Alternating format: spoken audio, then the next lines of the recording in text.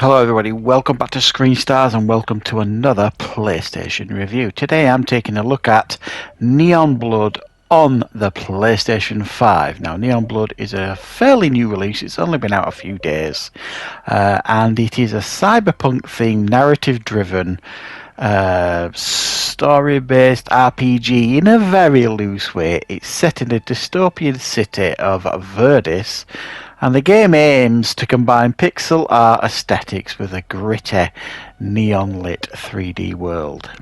It creates a blend of retro and modern visuals, and it kind of is something kind of a bit unique. It obviously takes its inspiration from things like Blade Runner and Cyberpunk and all them kind of stuff. And the story revolves around Alex McCoy. He's a former cop and he's a resistance fighter in a divided city. The overarching narrative touches on themes like social, equality, corporation corruption, and rebellion. The setting is really well realised with rich lore that echoes things like Blade Runner and Deus Ex. The characters have got very, very distinct personalities, and the dialogue does explore some complex dilemmas. But unfortunately, while the story is fairly intriguing, it does sometimes feel overly dependent on cliches, and the pacing just isn't great at times, and it actually feels like it's dragging now and again. Graphically, I think the game features quite a unique visual approach. It blends 2D visual art and 3D environments, and it does it quite well. And the environments are actually quite stunning at times. The cityscapes look very atmospheric, and the contrast between grimy slums and glittering levels is really actually quite striking. The pixel art characters are detailed, and they look quite nice. And if you don't like pixel art in your games, then you're probably not going to be keen. But it really does blend this pixelated style with a really modern, sharp, futuristic neon visuals. And I mean, they really are quite striking. And unfortunately, they are easily the best part of the game. The game mixes exploration and turn-based combat with some very light decision making going on. So you will navigate the city, you'll talk to NPCs, and you'll solve some very, very light puzzles. And the aesthetic of the city in the background offers some really impressive visuals. The combat is turn-based, and you use like action points to kind of attack your enemies periodically.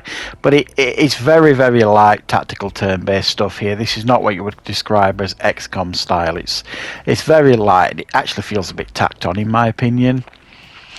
There are some choices that impact some of the relationships with the characters in the games, and they can alter some of the story outcomes.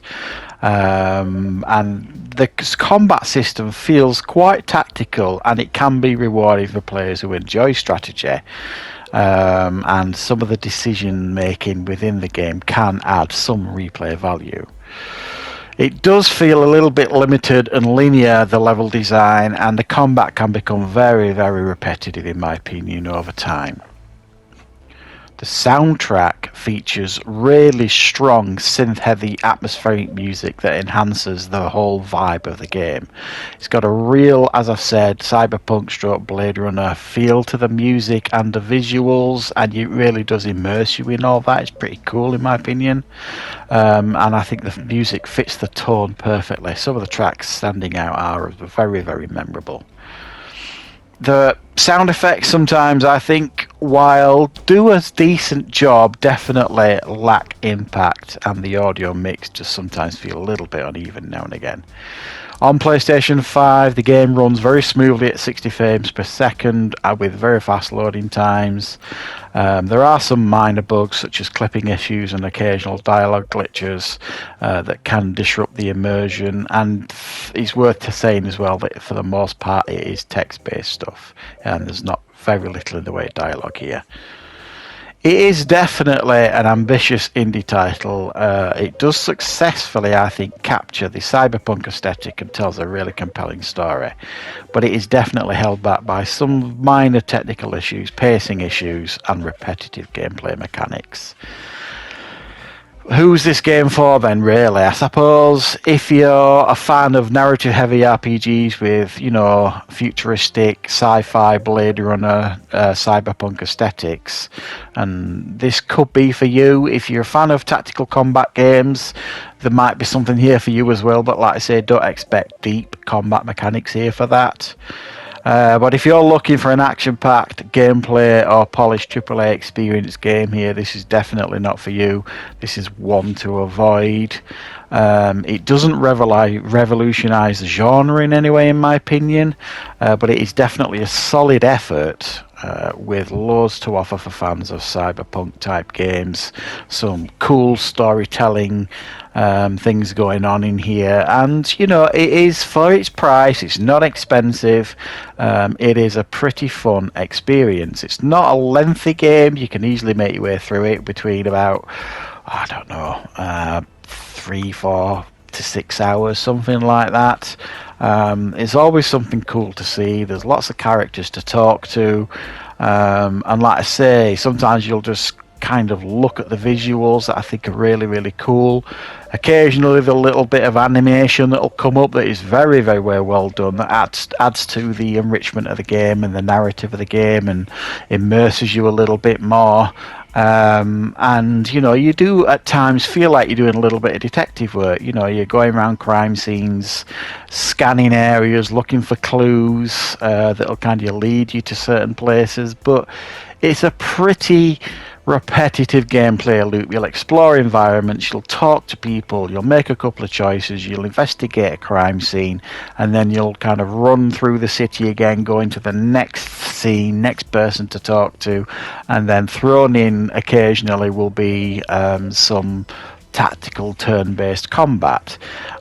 So I think if you're looking for a fairly light game, a game that's not too difficult, it's not going to tax you too much, this one. There's no, when I talk about it being light puzzle solving, it really is just that, light puzzle solving. There's nothing here that's going to tax you. It's a pretty cool game to play. I love the aesthetics, I love the music. They are definitely the best part in regards to this game, the atmosphere and the vibe that it gives you, but the rest of it does kind of let itself down, unfortunately. So in my opinion, this is definitely playable. It's definitely above average, but it just fails to elevate itself to really excellent, in my opinion. That's why I'm going to give it a 6 out of 10. So I hope you enjoyed this review, guys, and I hope you found it useful. Thanks for watching.